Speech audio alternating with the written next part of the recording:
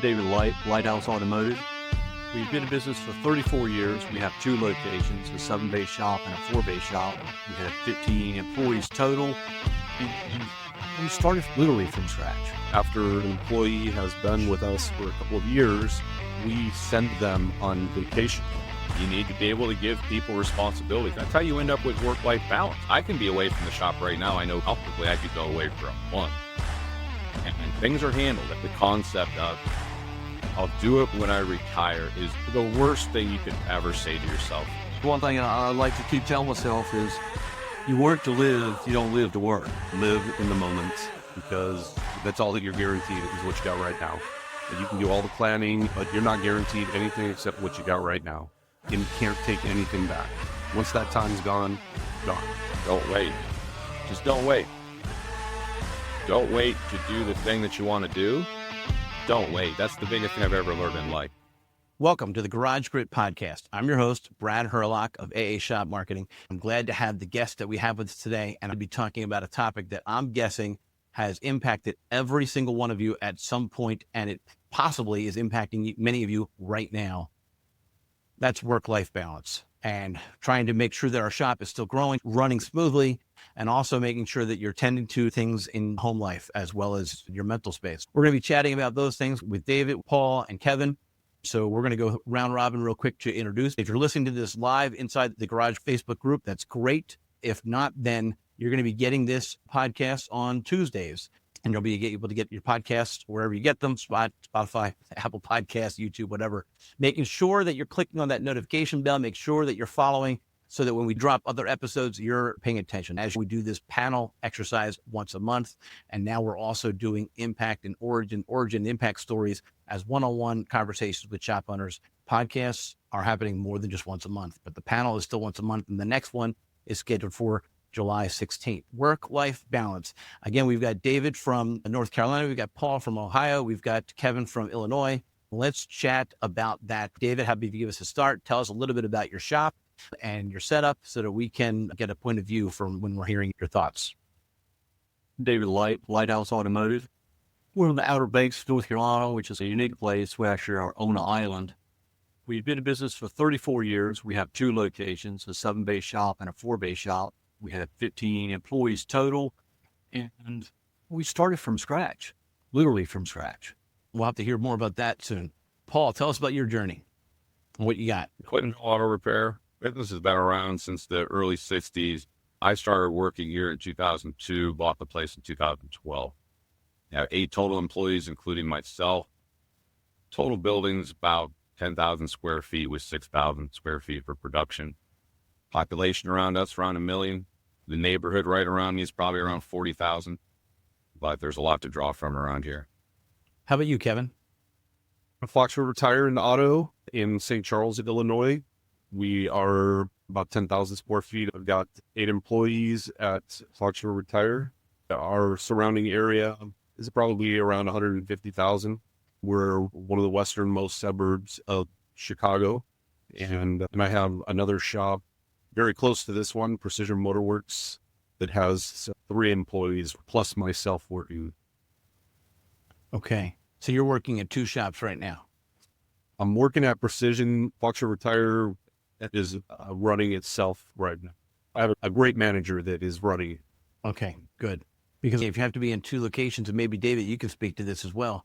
2 locations kind of splits you again, right? You're running 2 different sets of operations. And that plays into today's topic of work-life balance.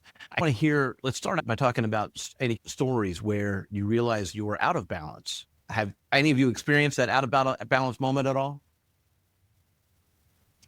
All right. You're all nodding your head in agreement. Sure. Who wants to go first, sharing a moment, and how long ago? It was yesterday, right? Well, the first thing I noticed early on opening the shop is meeting my customers. So many of them would go, oh, I can't wait till I retire, so I can do this and go there. We had all these plans, and very few of them ever made it to that point. Something happened either health-wise, financially wise. And I decided then that we were going to do whatever we wanted to do or could do now. Now, is my life balance in check? No, I'll work on it hard. It's always changing. Okay. I would say very similar to that. I spent 10 years working for Firestone corporate before I bought Foxborough Retire, and there was no work-life balance. It was all work. I had to be there when I had to be there, and if somebody didn't show up, I had to be there. It was a 7-day operation. I had a daughter in high school and playing sports and missed a lot of that. My wife likes to say that for those 10 years, she attended everything by herself. Weddings, graduations, funerals, all the games. That's something you don't ever get back, that time. So when I bought Foxborough Retire, I, like David, was very intentional about, I have another daughter and I'm not going to miss those things for her. Okay. So that's the case for having a second child. The do-over. I've got it similar as everybody else. When I purchased the business in 2012, John and I purchased it from his dad had started it. So 1960s to 2012 is a lot of time and a lot of things of how we do it. I took on the Herculean task of modernizing a lot of things with computers and processes to keep what we had, but put my own vision for the future. A lot of hours at the shop doing stuff. Or if I wasn't at the shop, I was on my laptop at home, clickety-clicking on things. At the time, my wife at the time, she had started recently a real estate career. So, of course, for her, it was the same thing. She was doing everything necessary.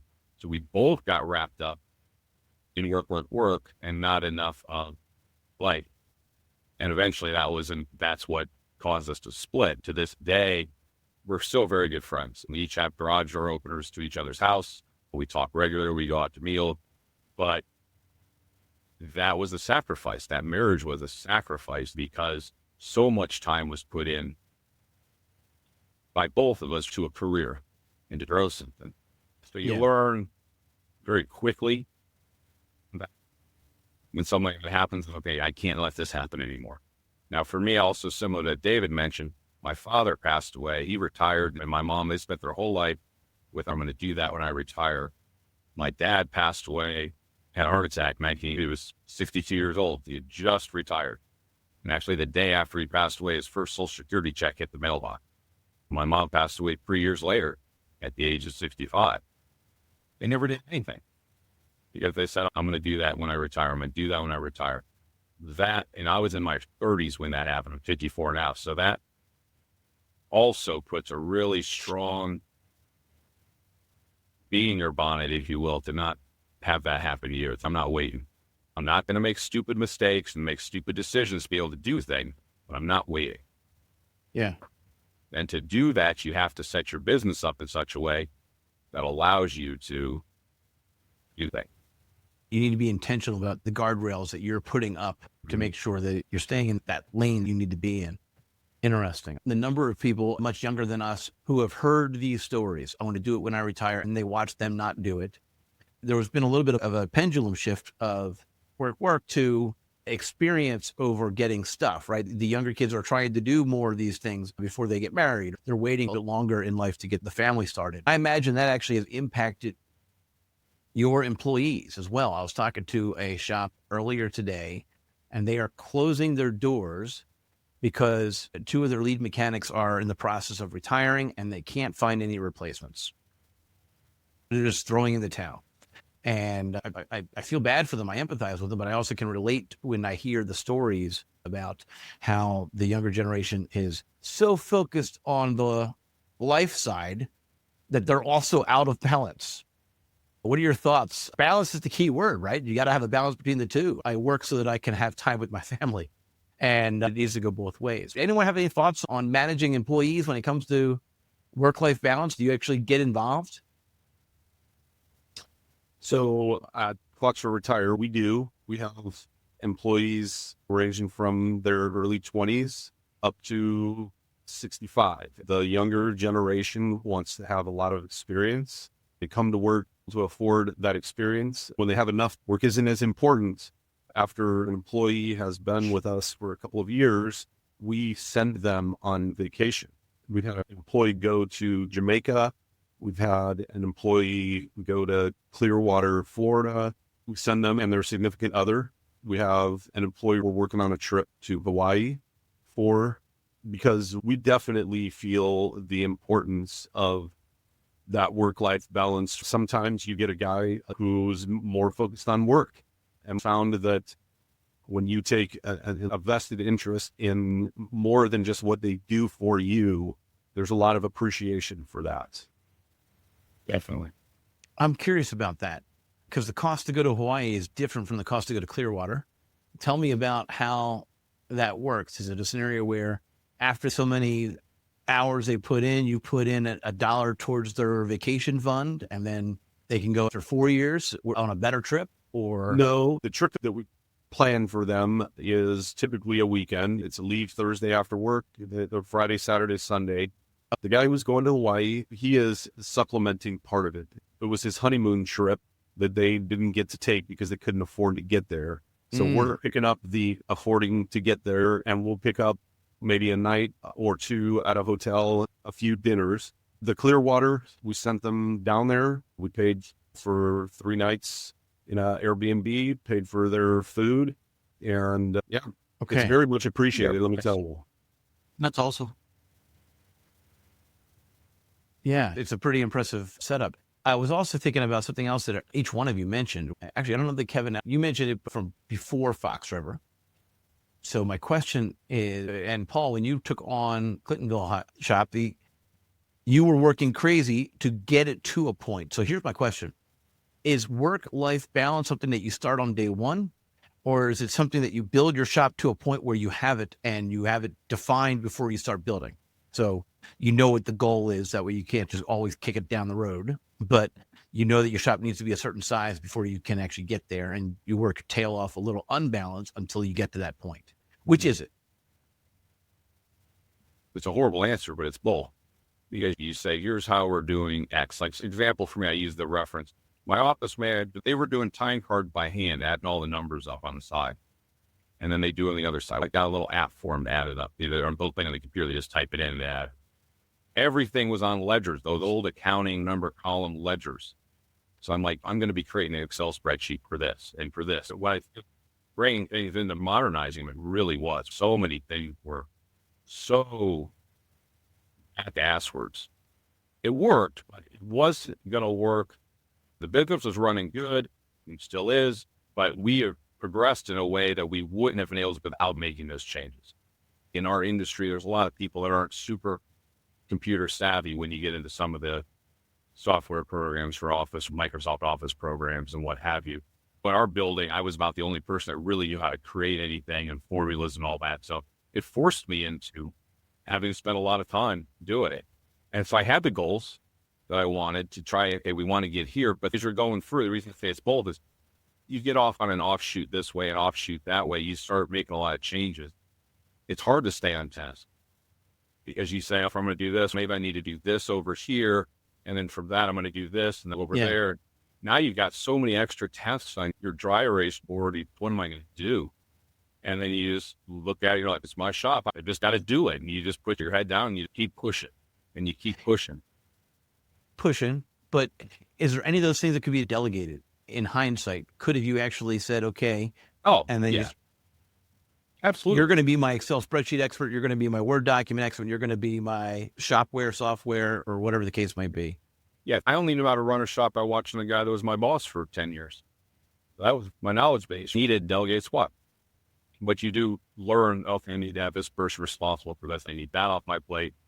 You need to be able to give people responsibilities. That's how you end up with work-life balance. I can be away from the shop right now. I know comfortably I could go away for a month. And that's great. They wouldn't call me and I wouldn't call them. Things are handled. Everybody knows what they are and are not allowed to do. A service manager is allowed to hire and fire. They can pay for anything up to $5,000. So if we had a lip, catastrophic piece of equipment fail, they get a new one. You got someone else that does payroll. You just got to let people, a lot of ego involved for a lot of shop owners. They struggle letting go of responsibilities. Some call it power. If you want to separate yourself from the business and do things, you have to let people do things. And possibly do it wrong. Yeah. Until they learn. David having the 2 shops, both of you having 2 shops, David can't be at both shops and this office manager can't be at both shops. So they have to rely on people to do things the right way. We delegate and automate is what I call it. Okay. Expound Tell on us more about that, because your wife could be at one shop and you could be at the other shop potentially. Tell us more about that setup. We want those shops to run without us. We have a general manager and manager of both stores. Between them, they pretty much got it covered. If there is a problem, they know they can contact me and I can help. Usually they do a better job when I'm going out of town than they did before I'm here. And so, Kevin, you feel that way about Fox River, but not So, currently. well, There's a hiccup with Precision. I think that it's important to surround yourself with people that you can trust. I have managers at both locations that I trust to know the way that we operate. The culture is very important for us, and we built both of our shops around that culture. Even at Precision Motorworks, when we're short-staffed, they just know when stuff needs to get done, and they know when stuff can be put off. I have an office manager, you said, Paul, that I delegate her. She runs the show. She does payroll. She pays all the bills. She does, she has access to our business accounts. I trust her, and I trust the people that work for me to do what they know is right. It takes a long time. I'm sure both of you guys, second, that doesn't happen overnight. It takes a while to find the right people. And sometimes you go through a lot of people to find the right people, but it makes it way easier when you have the right people. Yeah, but the phrase, having people that can do what's right, I guarantee both of you have experienced this. And Brad, you probably have. I think everybody has at some point. I've been away and I've come back. How'd everything go? Oh, this happened and that happens. How'd you handle it? And they tell you, and you're like, okay, you let them have the control. You got to take what they do. And it's hard. You make the face because you're like, oh, I would not have done it that way. How did that work? That's a big part of it, though, letting go of that trust. If they understand how you think, your goals, the company's goals, the vision, as long as they're keeping you on that with the decisions they're making, sometimes you got to just suck it up and let them make some decisions and choices on their own. Yeah. There's All been right, a number so of times. two thoughts there. I'm sorry, Kevin, go ahead. There's been a number of times where I've come back from something and they've made a decision that wasn't necessarily the way that I would have done it. I coach them on the way that maybe I would have done it a little bit differently. Sometimes full-blown forest fire when you get back. And sometimes it's just smoldering embers of something that they did what they felt was best. But I think it's important, at least for me, when there is a situation when I am available, I let them handle that situation. I don't take it from them.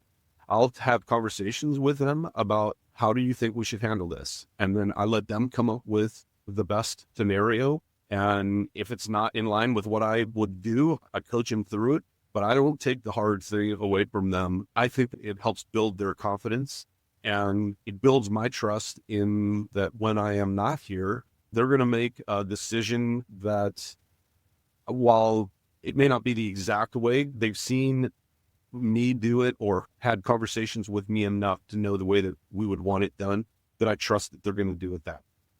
All right. Bunch of questions there for both of you. David, please jump in. Developing that trust over time, balancing that with your experiences, possibly including those that were wrong. You learned from it. Kevin, you were talking about coaching them to the best way of handling something, but how often do you just let them make the wrong choice? And then how do we make sure that they are learning from that wrong choice as we have, right? Does that make sense? Yeah. So I don't want them to make the wrong choice. I want them, when they have a situation, they know that they can reach out to me. My manager at Precision is very good at that. Both of my managers are first-time managers also. When there's a situation, he will reach out to me, explain the situation, and then I will ask him, so what do you think we should do? How would you handle this? This was your business. How would you? I'll let him come up with the solution. If it's in the same direction that I would, I'll affirm it and go ahead and handle the situation that way. I think that's the right way to handle it. Communication is the biggest key, is being able to be accessible to your guys, not being on par with your guys. We're all just guys doing a job, trying to support our families. I rely on you to do it. So communication is, for me, the most important thing. Yeah. Yeah. And there's always different ways to do this. There's never a just do it this way. Here's how to do it. It's a matter of trying to find your balance and whatnot. David, you said about automation and delegation. Are you delegating similarly to how Kevin is coaching and directing traffic? Oh, yeah. It's very similar. I've come back before and there's been a situation and I was like, what'd you do? And they tell me, I'm like, oh no. And it turned out. It turned out awesome. They took a different path, but in the long run, it was still good. I learned something from that too. So everybody learned. I like that. So how did you build trust with those whom you've delegated things to? That's tough because I built this from scratch and it's like my baby. You don't just trust your kid with anybody, but somewhere along the way, you got to let them grow up. So we have SOPs, you know, how things should be handled, and we trust them to do it. I get that. Yeah, And I like everybody the kid knows analogy. what the end result's supposed to be. It's been said by travelers that they know what the goal is. I've had people say, what are we trying to get out of this? No, but we want this to happen. I'm like, all right, how do you get there? Get there. I know there's not a good way to say this, but I'm the smartest person I've ever met. And the way I do everything is probably the best way to do everything. So when somebody wants to do a little different, I struggle. So it's been a challenge for me to learn how to get an agreement on where we're trying to go. And then be like, all right, just get us there. Come find me if you got a question. And then, yeah, you're just like, oh man, I can't believe you take 18 steps and we could have done this in 3, but they're learning, right? They don't think about things the way we think about things. I don't make decisions today the way I made it when I was a technician. I don't make decisions today the way I made them when I was a service advisor. You've got to put the experiences in your pocket to be able to pull them back out and make future decisions, right? You got to build that wealth of knowledge. I laugh about it because I know that the previous owner, he was watching me make some of my decisions. He would be like, what are you doing? Why are you doing it that way? That's how all of us are by nature, though. My struggle is I'm not a touchy-feely type of a person. I'm very analytical. I say I'm the undiagnosed ADD child of the 70s. We didn't talk about that back. So I'm very black and white, very ABC. And like my service manager, does a great job. He's not emotional, but there's a lot of steps that he's going to take because that I wouldn't even consider because I don't think that way. My office manager is the same way. This ties into all this. My one-on-ones with the employees, I always avoided doing one-on-ones with these guys. It's touchy-feely. I don't like it. Emotions make me uncomfortable in a lot of cases. That's the easiest way to say it. But one day I was like, well, I could have them do it. And they could just reach back to me. They're the direct chain up through the org chart anyway from the technician. I'm doing them. I'm skipping people in the structure I'm trying to create. Keeps it with the thing, but it puts the people with the skill set doing the job. I don't have the skill set for one-on-one. I have a skill set for crunching this number, figuring out the plan to do this. How are we going to do that? Marketing this. But if it's emotional, let's put that task with the people that can do it. That's part of the overall building and delegating and figuring out how you're going to do things. I think that's a very important, what you said is allowing people to be who they are. I am not like you, Paul. I am a touchy-feely person. We hug it out all the time here. I have guys that are like you, that are more analytical and more this is the way to do it. You got to figure out how to get what you need from all the people that you're working at. This is not a box. Not everybody operates in the box. So that was very well said. I agree with you 100%. Just like I knew I struggled by trying to do something I'm not. Why would I make somebody else struggle? Yeah. Let's just shuffle it around. Let's switch it around.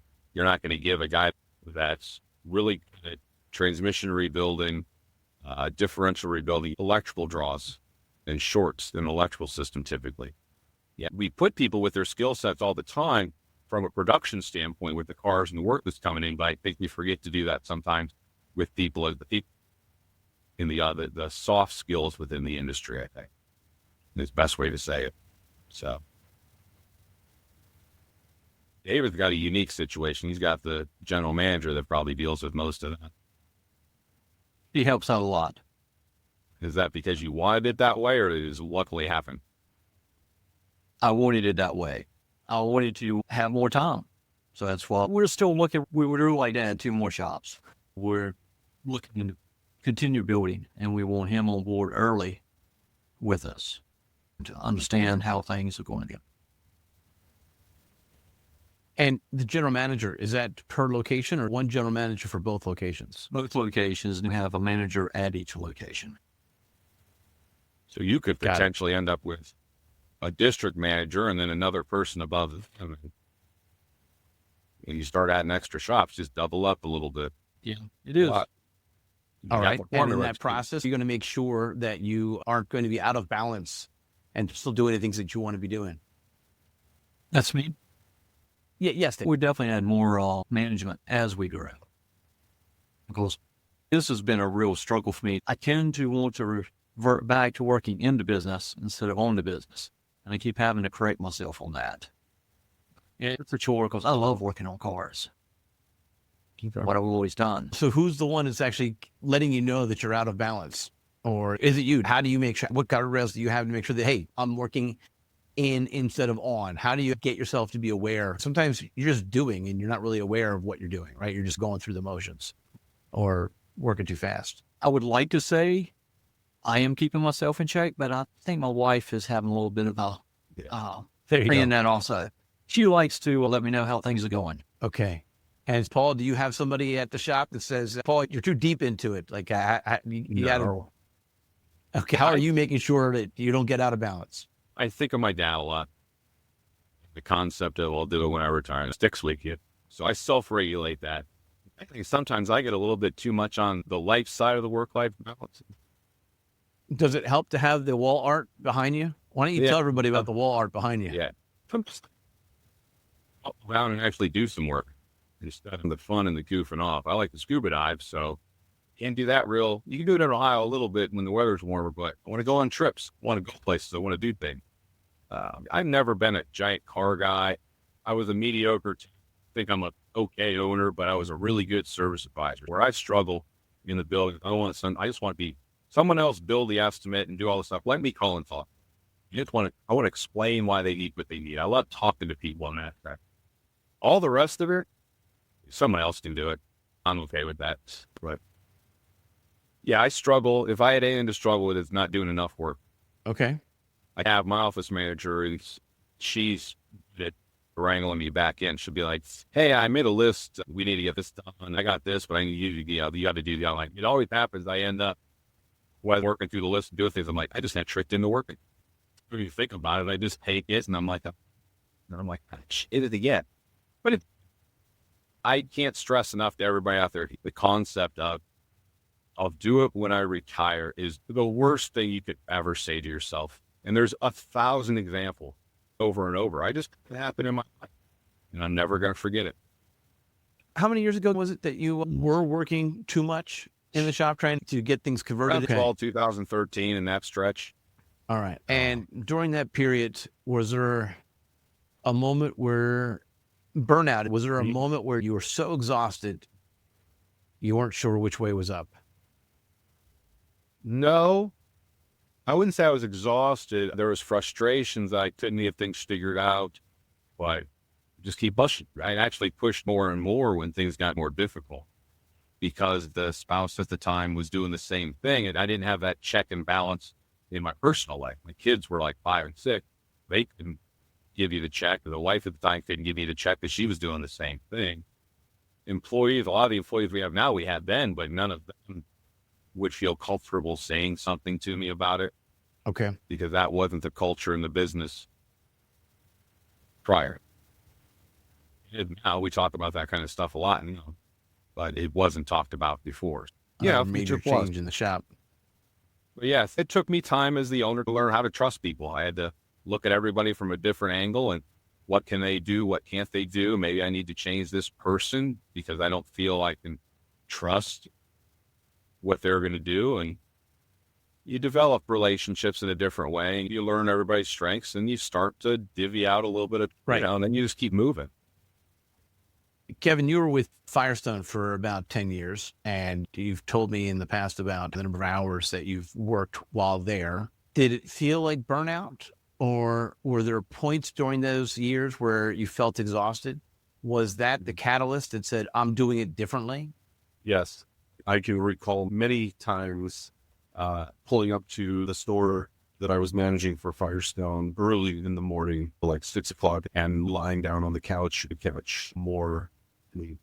When I bought Fox River Tire, I was a good manager. I enjoyed the conversation. I enjoyed informing my customer to make an informed decision on their car. I was never at that. I'm a people person. When I bought Fox River Tire, I brought that skill and I worked as the manager of my business. And we were, thank God for my wife, because my wife was the owner of the business for a long time. This was not her. How was she the owner? She made all the decisions. I had the key. I would open the store. I was the manager. I did the selling, the managing of employees, and she did all the business stuff to her detriment. That was not her background. This was not something she wanted to do. She supported me in it, and I saw the burnout happen for her. And she will just at one point just said, I'm not doing this anymore. This was never what I wanted to do.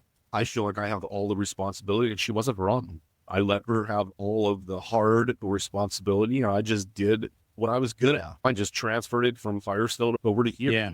So it's only been recently that I'm working on my business now. I've found those people that I can trust to do it. Paul, I know exactly what you mean by it. My way was the best way. I had to learn to humble. I really had to learn to humble myself and know that my way is not the only way that it can be done.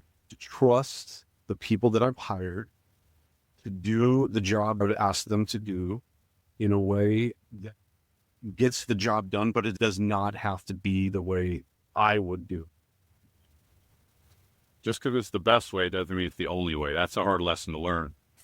I need to jump in. I just had a memory from my elementary school days. Our gym teacher, his last name was Shalloway.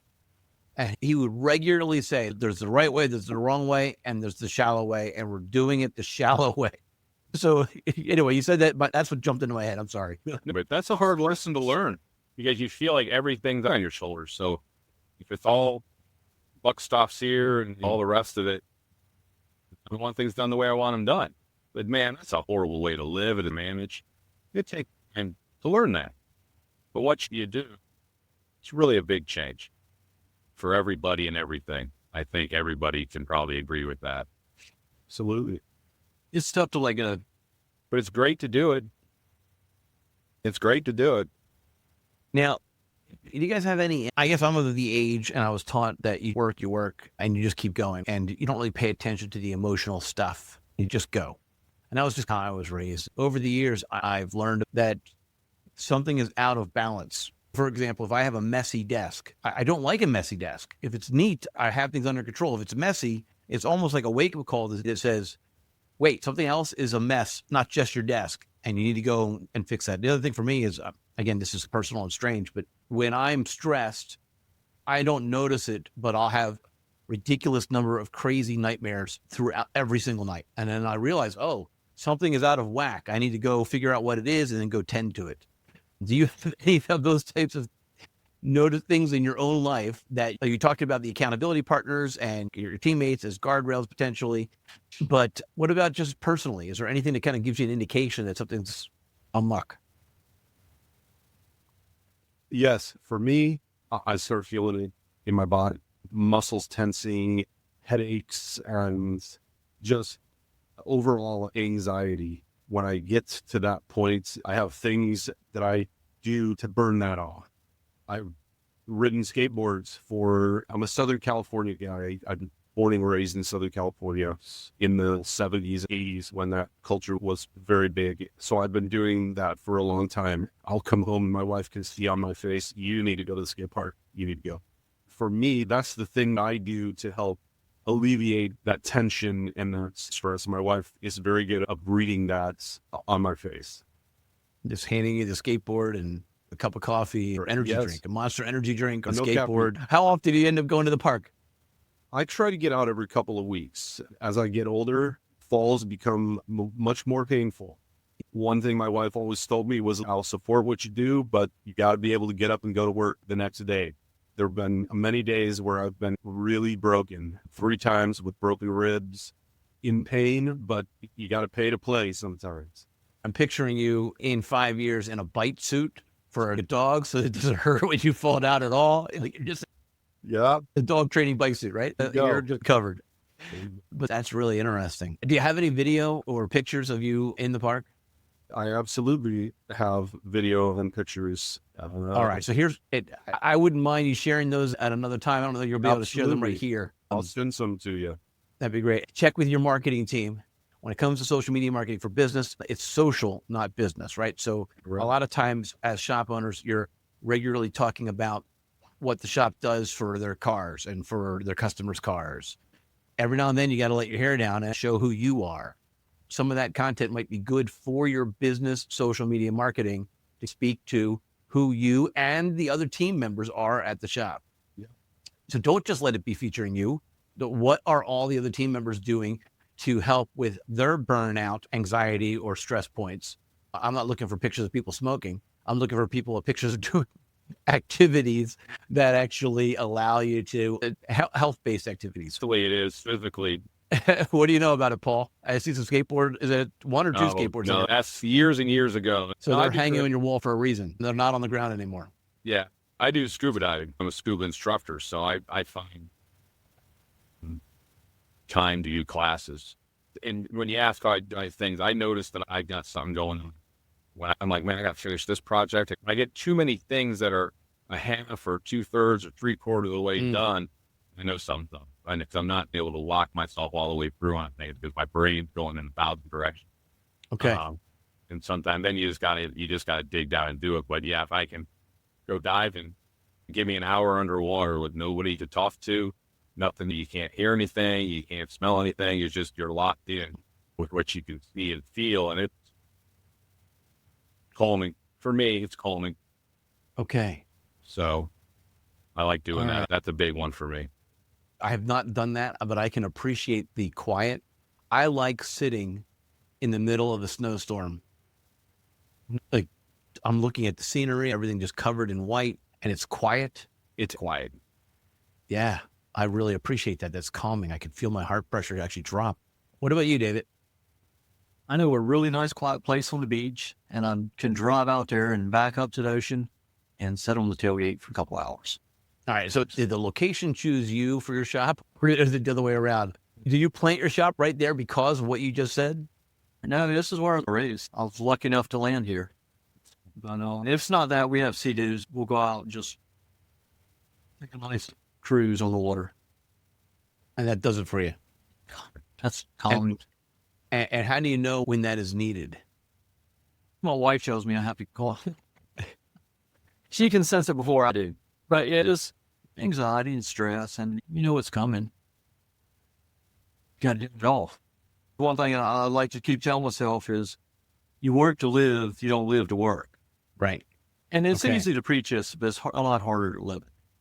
I've heard it phrased as your business shouldn't be your identity, but your identity should be reflected in your business. That's good. I like that. There's a lot of guys out there. There's Frank's Muffler and Brake and Sammy's this, and somebody will the shop and they put their name on the thing, and they're the service person, and they're the technician, and they're the everything, and they're there 6 a.m. to 7 p.m. 6 days a week. Yeah. I said earlier, this industry's got a lot of ego. Once you can step back from that a little bit, suddenly you can do a lot of great things. But you got to learn that you're never going to step away and get work-life balances. Frank's Muffler and Brake. If Frank's doing everything, he's never going to have the chance to get any kind of work-life balance because there's nobody else to do anything. Yeah. You force yourself to do everything because you don't trust or you don't believe in other people. Maybe you're greedy and don't want to spend the money on another employee, but you have to be able to let go. David, maybe you could talk about this. I can almost hear somebody listening to this podcast today and thinking that is easy for you to say because you have established shops. Mm-hmm. Whereas I'm just starting out. I'm only 2 or 3 years into my shop. It's easy for you to say have work-life balance now that you've got a decade or 32, 34 years under your belt. Can we reflect back to when you were trying to build it up maybe David, since you built it from scratch, you can speak more to this. Did you honestly have work-life balance then?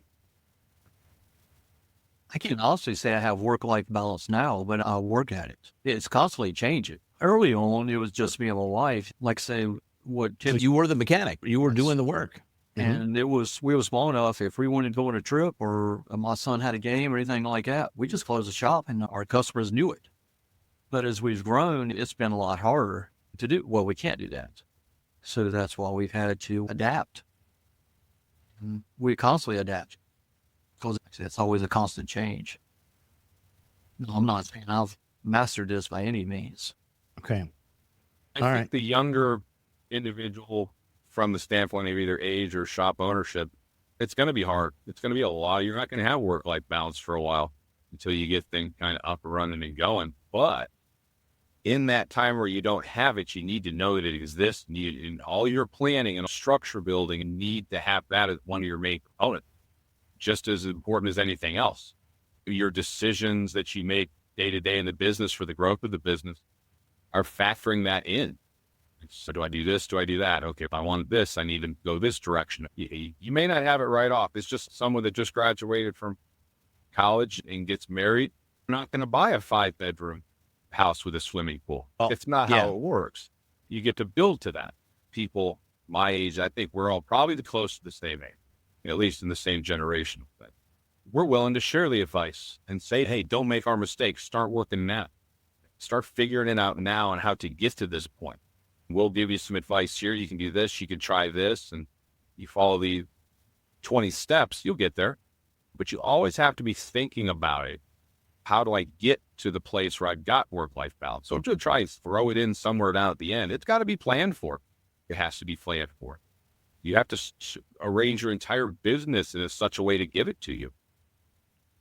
And speaking of arranging your business, Dave, you also talked about automation and delegation, right? How can we use software systems or some of the modern day tools to make things more efficient so that we're spending less time? Like I'm imagining somebody writing down the order for every single person, right? Writing up the tickets and explaining what was done in every single thing and taking the time to actually handwrite that as opposed to having the computer spit it out.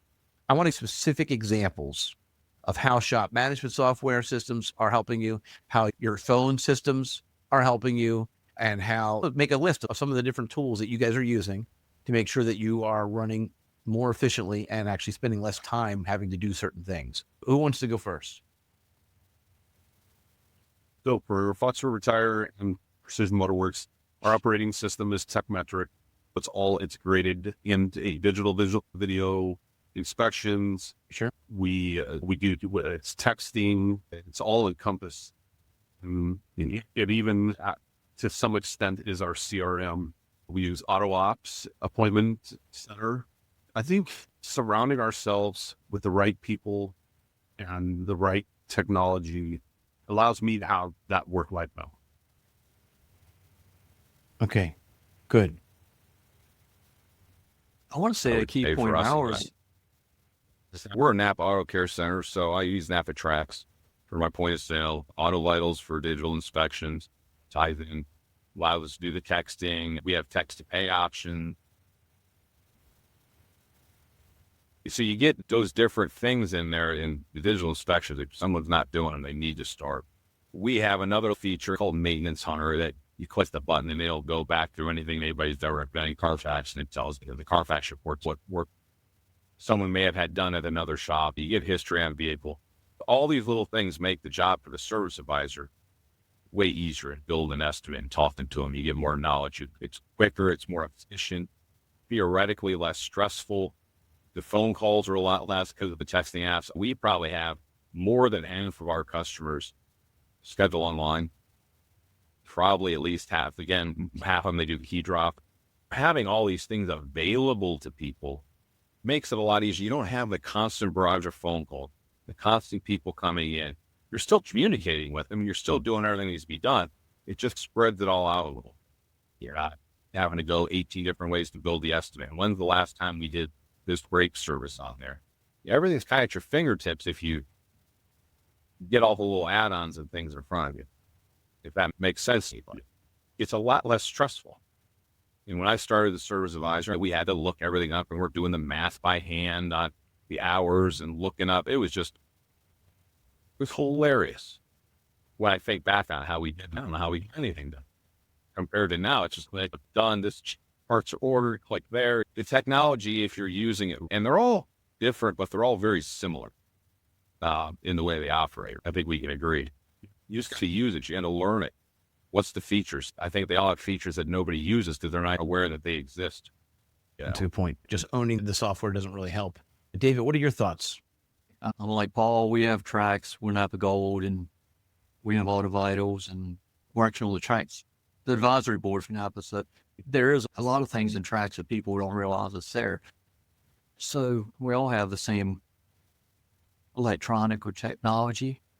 One thing that has been mentioned, I feel strong about is SOPs. Everybody's got to know what their job is, how to do it, and what's expected of them. So you don't have people doing the same job or not know what their job is. Okay. No, there's a lot of truth in that. We have not as many as I should, but quite a few put together. And they're if always you can evolving. it's just, how do you schedule an appointment? Easier for that. Fun. Yeah, how do you answer the phone? How do you schedule this appointment? How do you schedule an online appointment in the computer? How do you do this? How do you do that? My goal behind doing it was one day I don't want to work here anymore. And I want to be able to give somebody a 3-ring binder and say, about this thick, and be like, here's how we did everything to get to this point. If you just do this, you'll succeed. Paul, I don't want to burst your bubble. I'm hoping that I can help you revise that vision. It's no longer a 3-ring binder. It's a flash drive with videos. Sure. Because nobody wants to read. They want to listen. They want to hear what you have to say. What's great is if you don't meddle with anything and do it just like this, you think to yourself, somebody would have told me that. I'd be like, whatever, with your binders. You see, but do it my way. But the procedures are super important to have success and be repeatable and to be away. They got to know how to do what happens. The gutter falls off the building. What's the plan? You got a procedure on how you deal with maintenance. What happens if the lift breaks? What do we do with the old tires? And everybody can stand there and be like, what happens with the old tires? Who do we call? Nobody knows who to call for recycled tire pickup. You're going to be handcuffed to the place. Make it right. You didn't consider starting a tire swing business? We'll hang it on your tree. Playground mulch, I guess. They grind them up. Use them. Yeah. Fees are really big, and we don't talk about in this industry enough either. All right. This question I personally don't like the question, but I know that it seems to be a popular question. What do you tell your 22-year-old self about work-life balance? What do you go back and tell yourself? Whenever I think of that question, I have to be careful. I like the course I ended up on. And so I want to make sure that it's a better course and not a different course. So if you could go back and give yourself some advice, just 2 decades, let's not go back to 22. Let's just say 2 decades. Here is the work-life balance tip of the day from you to yourself. What do you got? I think for me, it would be live in the moment, because that's all that you're guaranteed is what you got right now. You can do all the planning, but you're not guaranteed anything except what you got right now. And you can't take anything back. Once that time's gone, gone. Any ideas, David? Family. Family. Pay attention to family. Yes. I would high up the list and what I was back then. Earlier today, we talked about the do-over of the second child type approach. I've multiple times said to my wife, we only have one child. We hear that people do it differently with the second child, so let's just do what they did with our first child. That's been a regular conversation at our house even today. I'll say things like, we only have 7 years to make a man of this one. We got to get moving on it. And I get pushed back from my wife on that. But anyway, family is quintessential. I echo that. What about you, Paul? What do you got? That's a hard question, to be honest. You know why you don't like it. If that's a real force you get really think and thoughts you might not want to think. Yeah. I try, and I say this jokingly, it's not my own creation, but a long time ago I heard the phrase, you only live twice and you don't know what turn you're on. I think about that a lot. I think about my dad. When I go back 20 years, it'd be like, create a plan, work a plan, and trust the plan. Just figure out what you want to do and just do it. But you have to have a passion. and figure that out too. I would tell myself, figure out what your passion is. And it's most likely not work. Very rarely do people work within their passion. Figure out what your passion is and figure out, put time into it. Take care of your responsibilities, but take care of yourself also. All those things run through my mind when you ask that question. I'll admit. No, it's a fine answer. It's not going to be printed on a bumper sticker anytime soon. Or it'd be Yeah, you have to get that one out there. I think it's fair. And I think make sure you're taking care of yourself, but also making sure that you're taking care of the business. It's reasonable to acknowledge that there are going to be times when the business requires more of you and you will be temporarily out of balance. But part of make a plan, trust a plan, right, is knowing how to get that balance back or feed the family, so to speak, when it gets crazy. And knowing when to go to the skate park or the beach, and knowing when to go scuba diving is part of the equation. You don't want to be on the full other end of that burnout, because that can just be a downward spiral that would be something crazy. Interesting.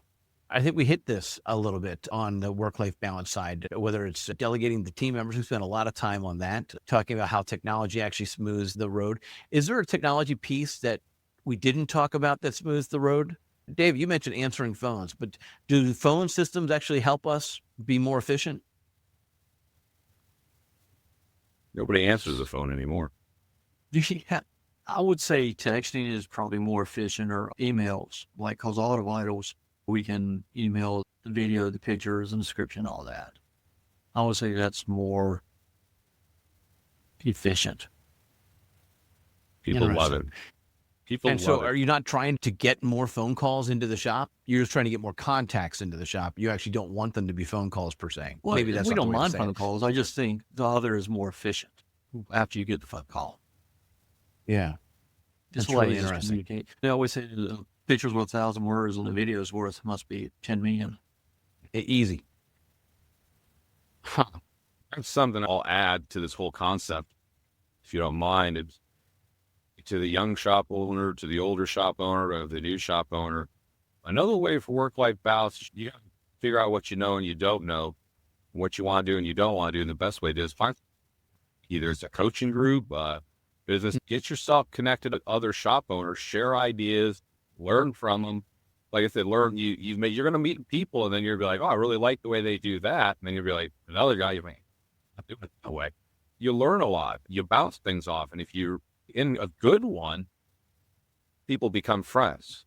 We're not all enemies. You don't have to put the guy down the street out of business. There's a lot of cars, but you become friendly with people, and sometimes they may notice you need to take a little bit of a break, or you might need to put a little bit more work in.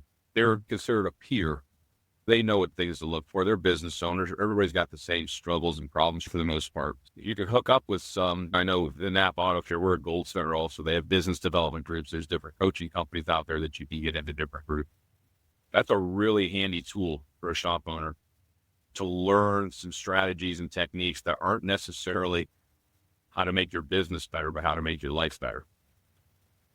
Timing of that is fun, because last month's panel podcast was, do I need a coach? And in some regards, I was expecting some shop owners to say no, but on our panel, they all said yes. And not all three of them were actually actively involved in a coaching group. That was also interesting, but it was still a recommended piece of the puzzle. And there are different levels of it. And you're touching on the peer group piece of it. And I like that from an accountability as an extra guardrail or an extra mirror on helping you determine whether or not you're out of balance on work life. Because as we just talked about, we're so busy getting the next thing done on our to-do list that we sometimes aren't aware when we're out of balance. So having a spouse, teammate at the shop, or even better, a peer in the industry who also can recognize those moments for you. And the industry is a really big part of it, because you can talk to your neighbor who's construction management or an accountant about struggles with work and work-life balance. They don't really know. Other shop owners, it just makes it a lot easier when you have a lot of the same shared experiences. You know, I agree. A coach is the number one thing I would ever recommend to anybody opening a shop. It's a life changer. We were 25 years into the business before we got a coach. And that was Dumbest thing I ever did was wait. Interesting. Coaches, they're not inexpensive. You're saying you would rearrange the budget to try to figure out what would have you had to sacrifice to have hired one earlier? When it was just you and your wife, should have you hired a coach? Yes. We should have hired a coach day one. Well, I would say there's no expense to a coach because they're going to earn you a lot more than they'll ever cost. Yeah, but you're going to have to invest up front, right? For how many months before you can actually show a return? I would say the coach we had, John Waffler, started the first week, just small changes, paid his fee easily. And you're investing in your business and yourself. So it's kind of hard to put the value or to say that. You guys want to give a shout out to your coaches? Or why don't you just tell us about them? We're with Institute. We have Jennifer Hurlock is our coach. I'm with ATI, Jeff Thurman, wonderful guy. He and I don't really think the same way on a lot of things, so it challenges me. That's one of the big things about the coach. They're honest with you. They'll tell you exactly what you need to hear. If you got someone who doesn't think the same way you do, that's willing to tell you what you need to hear, you can change yourself in a lot of things if you're open to it. Good. Kevin? I have been in coaching programs before. I'm not in one right now. If you can get a good coach when you start out, you don't know what you don't know. A good coach will help you understand the big picture and the things you need to focus on. I think coaching is of vital importance. It's going to help you get to that next plateau, whatever the next plateau for you is. Yes. That's the bottom line. You're going to get there faster as a result of having that accountability partner, that coach, that guidance. And as we talked about, maybe the coach can actually help you with that work-life balance piece as well and help you point out the inefficiencies so that you have more time to do the things that you are good at and delegate what you're not good at. That's the summation of what we've been talking about. Most every coaching group or coach that I've ever heard of, one of their big goals is to get you to not have to work anymore, to only not have to actually go in. There's a lot of steps involved in getting a good running business with good employees and good margins. But the end goal is that you just call once a month and be like, hey. Why it wasn't direct deposit, I'm not sure. Let's actually work on that inefficiency. No more paper checks. Let's just do it. All right. So are there any closing thoughts? Any other ideas that we want to share? David, you got any other thoughts on this? I would suggest, instead of calling it work-life balance, work-life harmony. Nice. Alison Bezos, not for me. Say that again? Alison Bezos, not for me. Work-life harmony. Got it. Any closing thoughts on the topic? I've said it before. When you prioritize work over life, you don't get those moments back. So just make sure, know what you're doing and know what you stand to miss out on. Mm-hmm. How about you? Don't wait. Just don't wait. Don't wait to do the thing that you want to do. Don't wait. That's the biggest thing I've ever learned in life. Don't wait to take the trip. Don't wait to make a decision. You just things as they come up, get them taken care of and keep going. If you wait for, ends up not being as good. Right. We talked about coaching on the last panel. We're talking about it again, even in this work-life harmony setup and conversation. It continues to pop up. Just in case people who are listening aren't sure, I'm not a coach. All right. We talk about all these different things that are pressing for auto repair shop owners, but I'm actually one of two founders of AA Shop Marketing, a digital marketing company for auto repair shops. And so what we have found is I can bring in more calls, more text messages, more appointments. But if you don't have the work-life balance in place, if you don't have the coaching system, the right software and systems in place, what good is that? And so we love to actually help shop win. And that's why we have these types of conversations on a regular basis on the podcast.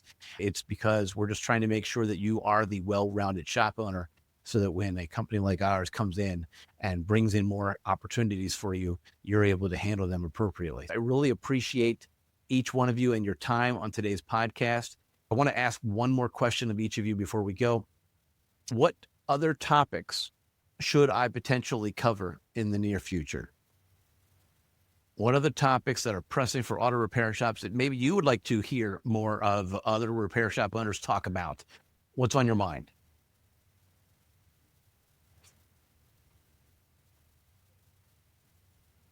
Maybe growing technicians. Growing technicians, just growing them. Right. Okay. Internal development. I'm sorry, Paul? I was said the internal development with the growing technician. The one I hear over and over, it bothers me, is you got to charge what you're worth. You got to charge properly. So many people are afraid to charge for what they're doing. Yeah. Be it a diagnostic or a proper labor rate. There's so much technology in the industry. There's so many people not in the industry that could be in the industry. You got to pay things well. You got to pay your technicians well. You got to pay for these things. You got to charge for it. It's for whatever reason, everybody's afraid of it. Texas Roadhouse isn't afraid to charge what they charge for a steak, and the plumber's not afraid to charge what he charges, and the guy at the furniture store isn't afraid to charge what he's charging. But in our industry, everybody's the great big boogity, you know. I wouldn't mind if the Texas Roadhouse was a little afraid to charge a little. That would be fine. I'd be okay with that.